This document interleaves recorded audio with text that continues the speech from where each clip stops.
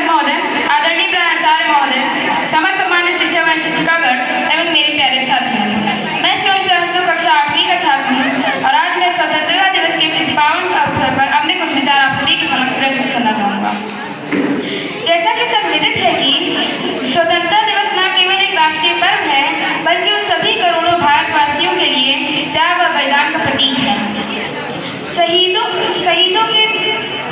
की चिताओं पर लगेंगे हर बरस मेले, शहीदों की चिताओं पर लगेंगे हर बरस मेले, वतन पर मरने वालों का यही आखिरी निशान होगा, वतन पर मरने वालों का यही आखिरी निशान होगा। जैसा कि सब विदित है कि जगदम्ब प्रसाद मिश्र की कुछ पावन पंक्तियों को सुनकर यह प्रतीत होता है कि हमें ऐसी ऐतिहासिक आज़ादी केवल हमारे स्वतंत्रता सेनानियों के दृढ़ संकल्प, त्याग और बलिदान के कारण ही मिला है। और इस दिन हम सब उन सभी स्वतंत्रता सेनानियों को श्रद्धांजलि देने का कार्य करते हैं। देश के आज़ाद होने के बाद हमारे ऊपर कई प्रकार की जिम्मेदारियाँ आती हैं। जिम्मेदारी देश की अखंडता की, जिम्मेदारी देश को स्वतंत्र बनाए रखने की,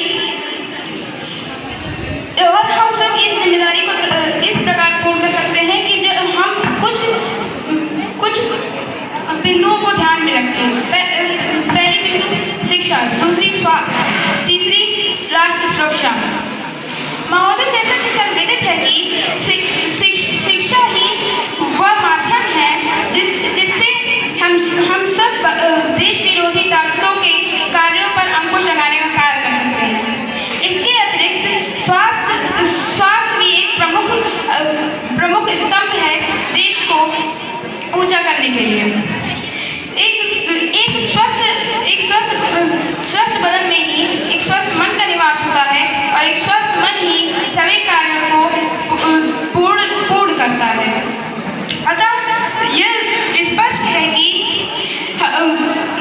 स्वास्थ्य और शिक्षा ही वह दो महत्वपूर्ण पहलू हैं जिनसे हमारा राष्ट्र पूर्ण रूप से अनंत काल तक आज़ाद रह सकता है।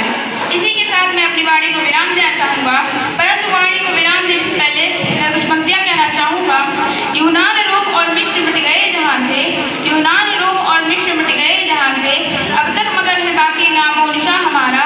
कुछ बात है कि हस्ती मिटती नहीं हमारी, कुछ बात है कि हस्ती मिटती नहीं हमारी, सदियों रहा है दुश्मन दौरे जहाँ हमारा, सारे जहाँ से अच्छा हिंदुस्तान हमारा। जय जय भारत।